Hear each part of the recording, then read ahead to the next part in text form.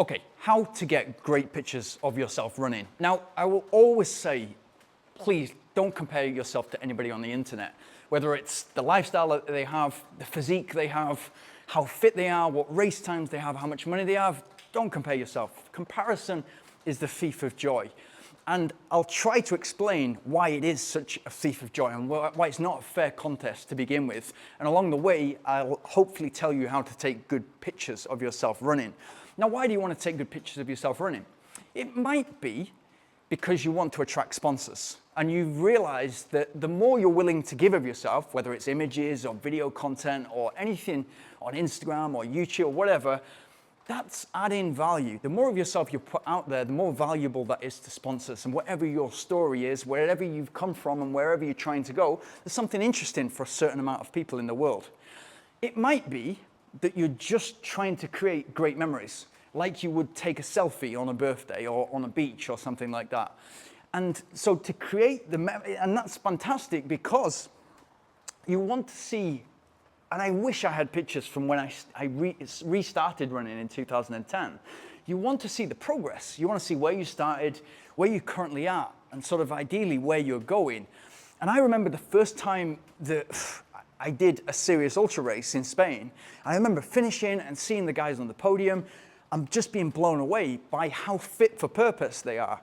So whenever I sort of think about what I want to look like as a runner, of course, you know, Eliud Kipchoge has got this effortless style. Prefontaine has got this incredible look, this an aura about him. Mo Farah, when he's up on his toes, fantastic runner to look at. And there's a certain sort of panache or style to certain runners, and it's great to look that way. But for me, those runners on the podium, it wasn't just that they had skinny cyclist upper bodies, like literally you could put your fingers around the upper arm. It was just these rock solid legs that you could see every single muscle. And it wasn't just how they looked. It's the story that they told, the dedication and commitment over a decade or more that it took those guys to get to that point. And that in my head always stuck, that I want to look as fit for purpose as them. I don't want to look like somebody in Men's Health or somebody, you know, on the front of a magazine. I want to be so fit for purpose that I look like a freak of nature. I'm all legs and no upper body. And that really, really appealed to me. And it was the fact that they kind of like just sort of gone, do you know what, I want nothing to do with society. My job is to become as fast as I possibly can at running. And to do that, upper body's not going to help me. It's all about legs. And I love that level of commitment, that level of all in. And that's why the channel's called All In. That philosophy of being super committed, all in, all about running. So whether you're looking to attract sponsors, put yourself out there, or whether you're just trying to capture the memories of what shape you're currently in right now and how you look when you're running, what I would say is, first of all, try to recreate training session. So go out there and create what you already know, whether it's an interval session or a long run or an easy run. Ideally, you running fast so that you're more in the runner's pose when photographs are being taken of you. The most important part is you've got to hire a great photographer or get to know a great photographer who can do some work for you. And a great photographer that you need, running is very, very difficult to take pictures of because, and you'll know this if you've done a 5K or a marathon and you could, you know, spend £60 or $100 to get your marathon photos afterwards. And then you look at them and there's like 60 pictures and they're all terrible. They're all out of focus. They're all sort of you in the wrong pose. There might be one in 60 that might be any good to you. It's difficult to take because in a single second, you're doing 2 or 3 steps. And so you need to work with a sports photographer, ideally a running specialist sports photographer, or somebody who's worked with runners before, who has the right camera, fast action camera that's taking multiple shots over a couple of seconds, and who understands that within that, we will probably get 1 out of 20 pictures. And it's really funny because, again, you're dealing with a massive failure rate, which is why I've said don't compare yourself to anybody on the internet, because of the 2,000 pictures you might take, 50 of them might be useful. So that's literally almost a 98% failure rate. And that's the amount that you need to discount. And then you need to plan it. And either you will plan it together with the photographer, or you just need to know exactly on your training session, or within recreating a training session, the locations that you're going to use. And I'd suggest you use multiple locations, 4, 6, 8 locations, and you understand where the sun is going to be. So either you do it early morning at sunrise, golden hour, or you do it later on in the day, sunset. And again, golden hour, and it can be, you know, a magical time to capture great light. But if it's not, and if it's in the middle of the day, you need to understand things like tree cover and running close to something beautiful, maybe a river or a lake or something like that. So you've got more in the image.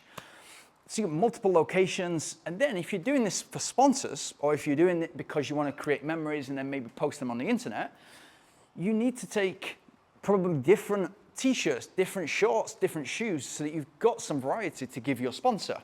It might be that, you know, your drinks company or the nutrition company wants you to get shots of you drinking the bottle whilst you're running. It might be all those factors to play, and you can use these in order to attract sponsors.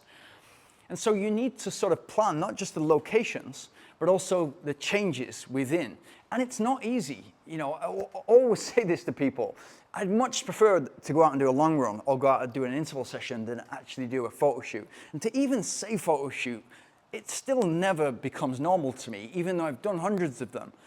It's just part and parcel of the game. Whether you like it or not, and whether I like it or not, that's kind of you being out there and telling your story, and ideally sort of getting people interested in running and helping people to get better at running.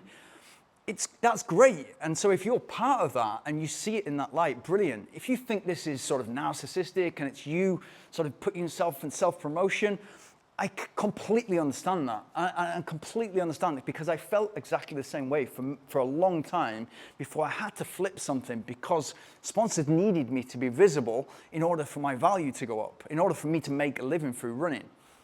And what I'll say is, and again, this ties back to don't compare yourself to anybody on the internet.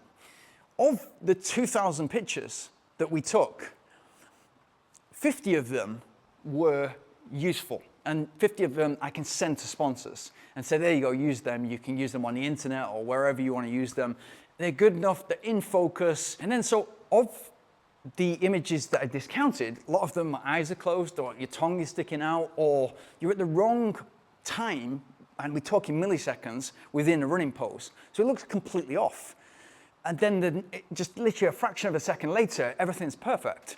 And it's in focus, and it's kind of the right light and all that sort of stuff. So it's a failure game. So when you're comparing yourself to people off the internet, realize that like this photo shoot, 98% was failure. So I'm not even as good as the person in the photos 98% of the time. And that's the funny part to me, and that's why I wanted to make this video, and why it sort of occurred to me at the weekend, because it's all about sort of setting yourself up to success, to having the right photographer, the right time of day, the right locations, the right clothing, all these different things, understanding the running motion and where to be in the running motion. Make sure it doesn't look fake, because it can't kind of think of anything worse than companies, brands that sort of don't have a runner that's ran before and they want them in commercials. Even if it's a still picture, it looks fake, and it's just crazy that they wouldn't use an athlete. So all those things you've got in place, and then you still get 98% failure rate. So understand that it's a numbers game like that, and eventually you'll come up with something that you can use. So that's how you look good in photos. If you got anything from this, it's a bit of a fun video, but if you got anything from this or my recent videos, please like, subscribe, and hit the notification bell.